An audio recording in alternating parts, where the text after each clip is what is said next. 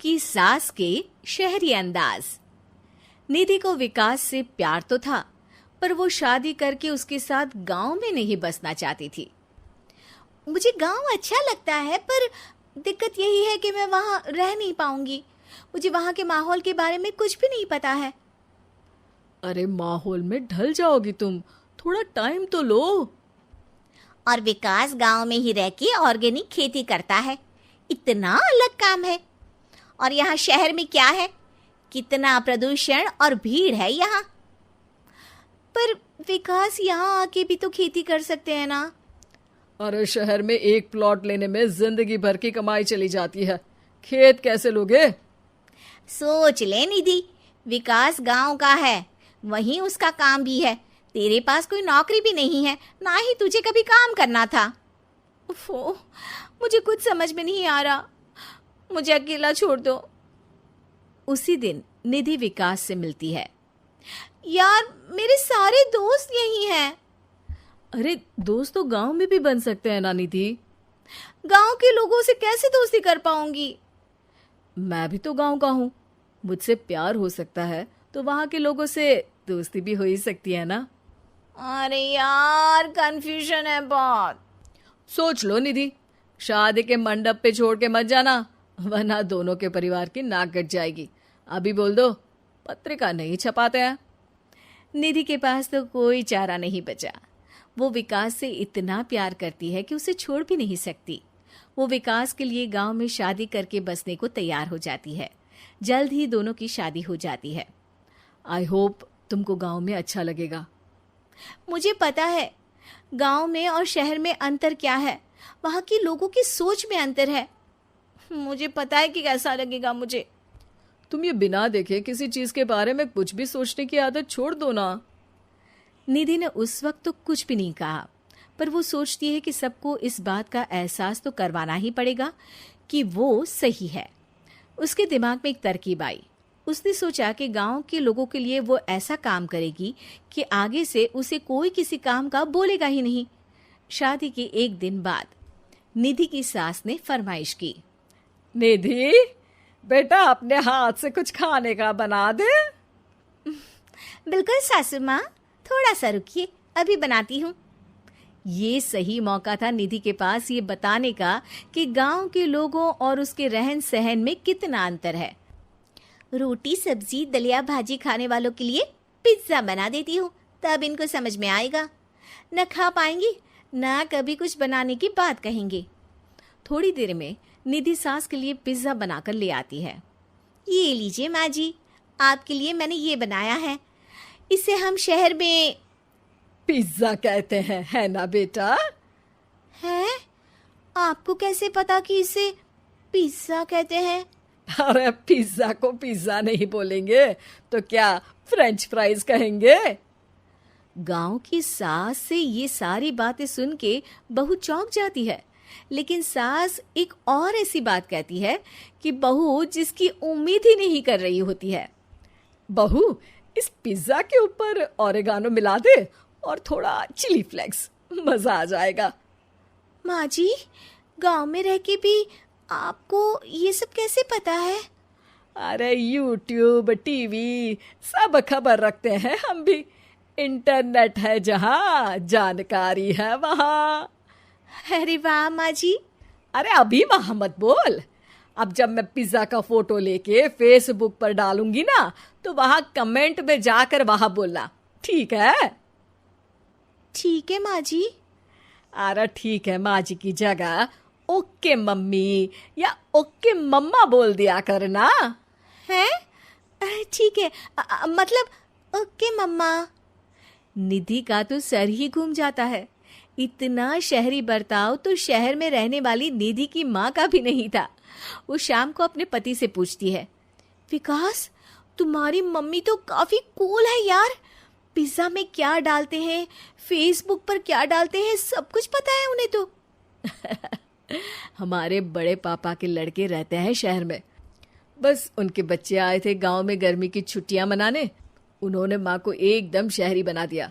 उनका Facebook account भी है, इंस्टाग्राम भी है और टिकटॉक बैंड हो गया, वरना वो भी बनाती थी।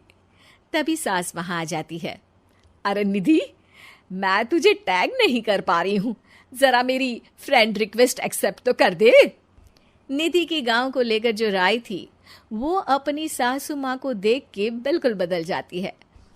और अब निधि भी सोशल मीडिया पे अपनी सास के साथ लाइव आती है और कमेंट बाजी भी करती है, ताकि सबको पता चले कि गांव में रह के भी उसका जीवन शहर जैसा ही है और उसके आसपास के लोगों के अंदाज भी एकदम शहरी है।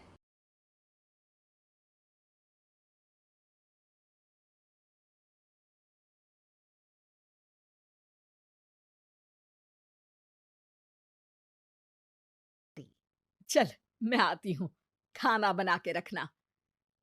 अरे फिर से कहाँ जा रही हो आप? पिछले 2 घंटे में 8 बार इधर उधर जा चुकी हो। अपने पाँव के टायर को ब्रेक लगाओ ना। अरे तू अपनी जुबान को ब्रेक लगा। तू कौन होती है मुझे रोकने वाली? अरे ज्वालामुखी जी, फटिए मत। मैं बस ये कह रही थी कि बिना बात के बाहर मत निकलो।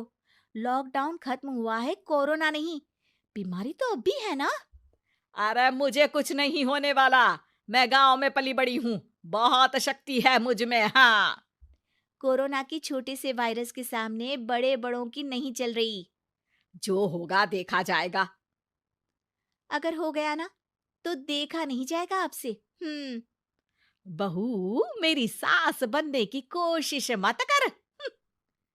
सास बहू की एक बात नहीं मानती और बहू के लाख समझाने पर भी निकल जाती है अपनी मनमर्जी करने। शाम को जब सास वापस आती है तो ये लीजिए, सैनिटाइजर से अपने हाथ क्लीन कर लीजिए।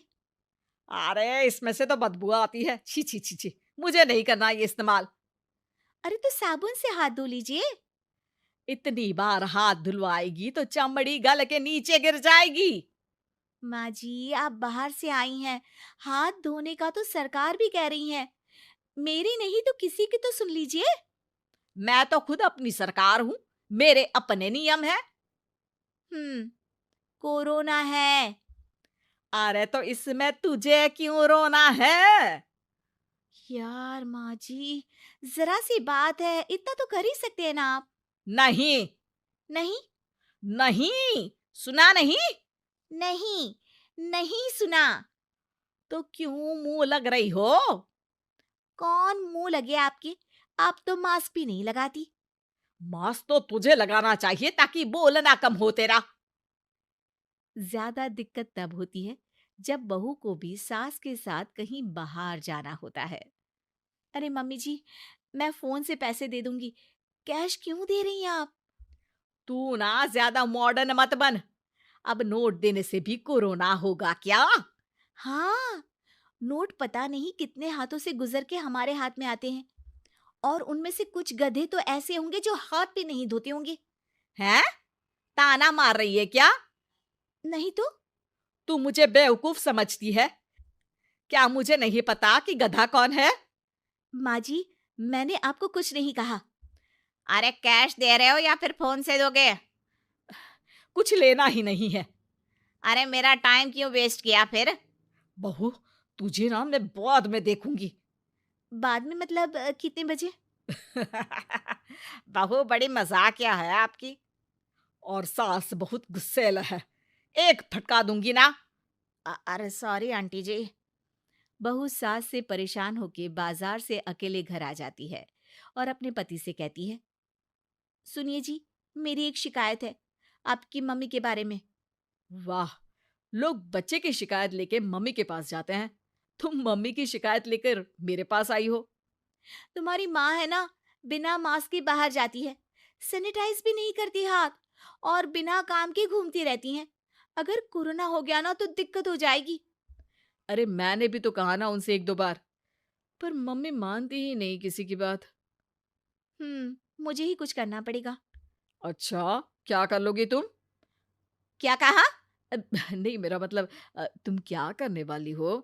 तुम बस मेरा साथ दो। अगले दिन जब सास कहीं से घूम कर आती है, माँ, मेरे शरीर पर कुछ हो रहा है, देखना। अरे ये तो खाज है। अरे मतलब खुजली। हाँ, और ये ऐसी वैसी खुजली नहीं है, फैलने वाली खुजली है। परसों तक मुझे थी, आज आपको भी हो गई। ज्यादा पास आते हो ना मेरे पास। अरे माँ के सामने ऐसी बात कर रही हो? क्या कर रही है? अरे तो पास आए तभी तो खुजली हुई ना। अब आप मम्मी के पास खड़े हो तो उनको भी तो हो सकती है ना। अरे मोरी मैया, अ, जो का कह रही है? सही कह रही हूँ माँ जी। अरे बेटा दूर हटे ना, दूर हो जा हमसे। सोशल डिस्टेंसिंग कर लेना एकदम से। हाँ। अरे माँ जी, खुजली ही तो है। आप तो गांव की शक्तिशाली औरत हो। आपका क्या कर लेगी ये खुजली। खुजला खुजला के चेहरा लाल हो जाएगा। इससे ज्यादा और क्या होगा। अरे नहीं नहीं बहू, थोड़ी मोटी चीज भी बड़ी दिक्कत दे सकती है ना। और खुजली है, अच्छा थोड़ी ना लगता है, लोग क्या कहेंगे? सारे घर को खुजली हो गई तो है। तो माँ, क्या करूं मैं? अब क्रीम लगा, नहा ले नीम के पानी से, घर से ना निकल वरना लोग खुजलाओ खुजला के माय नेम इज खाज बोल के चढ़ाएंगे तुझे। और हमसे ना बेटा दूर रहा कर, कहीं हमको भी हो गई तो। माँ, ऐसे ही कोरोना भी तो हो सकता है। खुजली होने के बाद लोग क्या बोलेंगे, कम से कम वो सुन तो पाएंगे। अगर कोरोना हो गया तो? हाँ, बाबा समझ गई।